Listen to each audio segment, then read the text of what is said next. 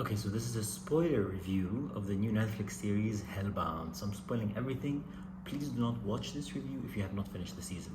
Okay, so Korean dramas are all the rage. I watched Squid Game. I thought it was a bit overrated, honestly, but I enjoyed it. It does not deserve the title as the most successful Netflix series ever, but it was super fun.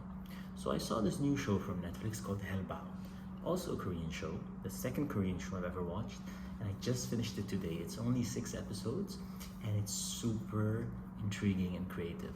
Now the thing about the show is that in one line, it's basically about what if these angels came to us and told us that we're going to hell, and they tell specific people that they're going to hell in a few days or a few hours or whatever.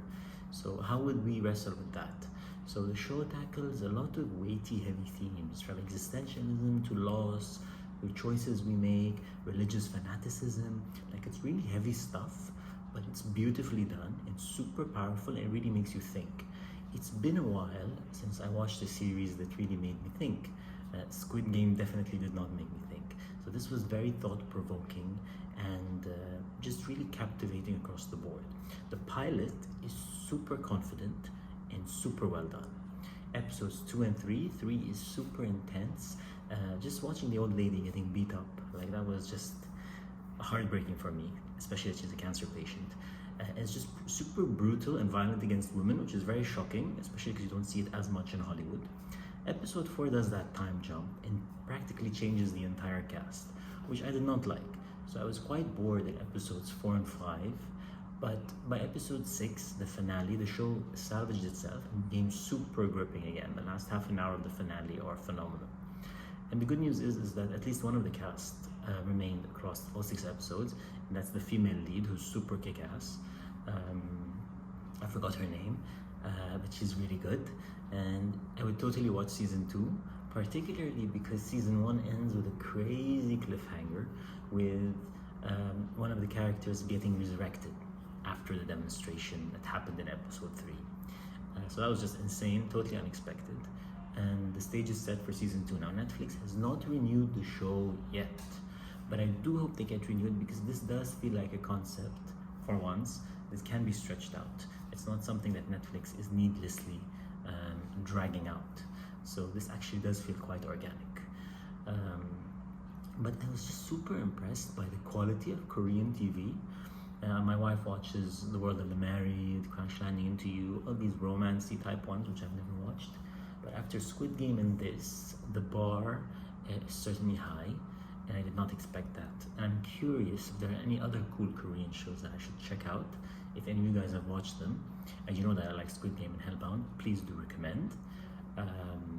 Because I was a big fan of this one. The directing, the music, the CGI I expected to be super cheap, but I thought it looked brilliant, super impressive, particularly the final scene of the entire season with the resurrection. That's some pretty badass, cool CGI. Even the fight scenes, like there's a super long one-shot fight scene in episode 5, I think, with our female lead just kicking ass. She's just amazing. It was beautifully filmed, super violent, and you don't actually spot the stun doubles. You can see the actors doing the action, which is insane, and you don't see that as much in Hollywood as well. So it's just a delightful surprise, this show. The violence was super intense for me at some points, but I can't recommend it enough, particularly if you're a fan of dark material with post-apocalyptic vibes. And the show also does a great job, this is something I forgot to mention, of tackling groupthink and how people are affected by the media and by religion. They start turning on one another, how the public reacts to these huge changes in society. Like, it's just really weighty, thoughtful material. And I'm just super impressed by the entire thing. I still don't think the time jump was the best idea, but it did allow us the whole subplot with the baby and the demonstration, which was a nice angle. So all in all, I would give the show a 7.5 over 10. It had some issues, particularly in the middle stretch, but I think the show salvaged itself and became really unforgettable TV, which is rare in a year that didn't have super memorable TV shows. So Hellbound definitely sticks out if I'm to reflect on 2021. By the way, I'm doing top 10 shows of 2021 very soon, so be sure to watch that. Who watched Hellbound? Tell me what you thought. And what do you think of the time jump? What other shows do you recommend, Korean shows, that fit the same mold? And yeah, that's it. Be sure to subscribe for more reviews, movies, series, all that.